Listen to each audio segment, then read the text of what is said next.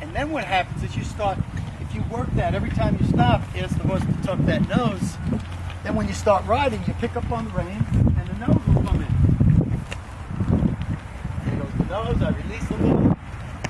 Wait for the nose.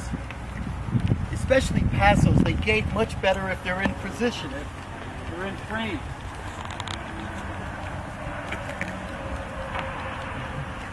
And the horse knows to give to the side very well. So if I ask forward, if I ask him to tuck his nose here, and I'm not getting it after a little bit, I just pick up on one rein, the horse will drop its nose. So I'm kind of being polite by asking with both reins. And then I just go to one, and the nose comes in. Good. What we want to do is we're going to pick up, turn his head, and then we pick up a little further, and his hip moves over. And in the opposite direction, we turn him, and then if I just pick up towards and I think about his hip also. I pick up his hip moves over. It's a turn on the forehand. If he tries to run away with me, I can just pick up and move his hip there. If he's trying to go somewhere I don't want him to go, I just pick up and move his hip over. Total control of that hip back there. I can turn him, hip, hip, hip, hip, hip. And then we're going to go to the shoulder now with the same rein that moves the hip. Like he doesn't want to move now. So I'm going to just ask him to move by turning. So I got his head turned to the side. Then we're going to pick up the rein and ask his shoulder to move over. There you go. And think about the body part you're moving. It really helps you. So I'm going to pick up the left rein, bring it across the shoulder. Look at that one rein back up. So he's going into things he knows. We need him forward and then side things. Down here again. Here. And you can see the more I ask him to do, the more behaved he becomes. Now he'll stop way over here away from me. Now he doesn't care. No, I'll stop anywhere, just let me stop.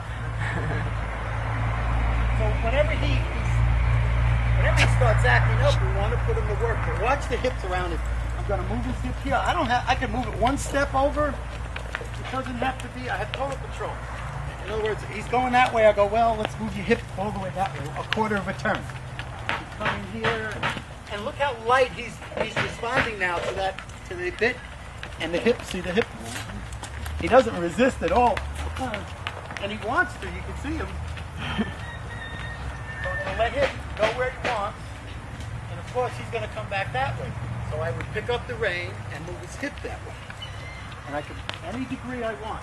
And what you want to practice is sometimes you just move him along and just move the hip over one step, just to slow the horse down, just move the hip over. Sometimes you want to move it, if your horse is acting up somewhere outside, I just need a small area to say to the horse, relax, calm down, move your hip, especially if a horse is scared. Good. Yeah. And you see this lesson we're doing, how responsive he's become to these reins now. When we first got in here, he was really pulling and tugging, and now everything standing still. Forward, over. How's that?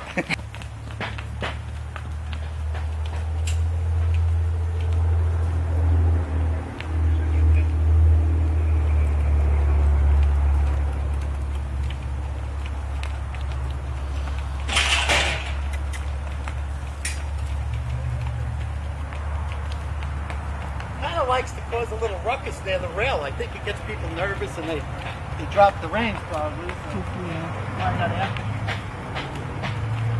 but we're controlling this horse totally with the reins. And look at him. Once you start this, he's learned, I like to just stand. That's what makes a horse nice and calm and relaxed. By working their brain, look at him.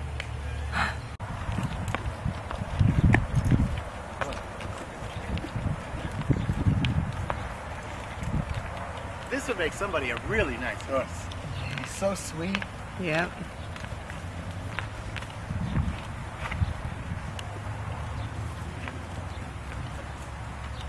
No idea. Somebody who really wants the animal loving them. You know, this one, he just won't leave you alone. He'll follow you everywhere.